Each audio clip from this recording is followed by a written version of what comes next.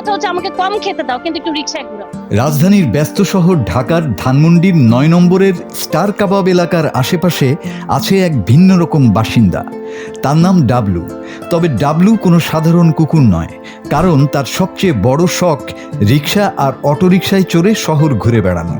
রিক্সা দেখলেই যেন আনন্দে ভরে ওঠে ডাবলু। সুযোগ পেলেই লাফ দিয়ে উঠে পড়ে রিক্সায়, আর যদি রিক্সা না পায় তাহলে ভ্যান বা অটোরিকশাও তার পছন্দ। শুধু ঘোরাঘুরিই নয়, ডাবলুর আছে আরেকটা মজার অভ্যাস।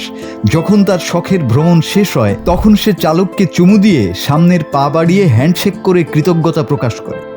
দেখে আশেপাশের মানুষ অবাক হয়ে যায়, কারণ এগুলো তাকে কেউ শেখায়নি, সবই যেন তার নিজের শেখা।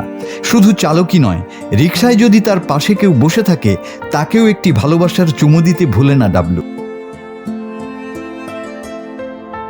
স্থানীয়দের ভালোবাসায় বড় হওয়া এই কুকুরটি নাকি মানুষের মুখের ভাষাও অনেকটা বুঝতে পারে, তাই ধানমন্ডি এলাকায় ডাবলু এখন বেশ পরিচিত একটি মুখ।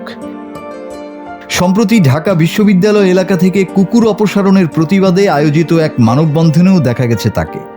সেখানে অংশ নিতে ধানমন্ডি থেকে অটোরিকশায় চড়ে পৌঁছে গেছে ডাবলু। মানুষের সঙ্গে এমন বন্ধুত্ব আর বুদ্ধিমত্তা ডাবলুকে আর 10টা কুকুর থেকে আলাদা করেছে। দিন দিন আমাদের সমাজে প্রাণীদের প্রতি মানুষের অমানবিক আচরণ যখন বাড়ছে, তখন ভালোবাসার অনন্য নজির গড়ে তুলেছে ডাবলু। তাই ডাবলু শুধু কুকুর নয়, হয়ে উঠেছে সকলের ভালোবাসার প্রিয় সঙ্গী। মাসুদ হাসান, বাংলা টিভি।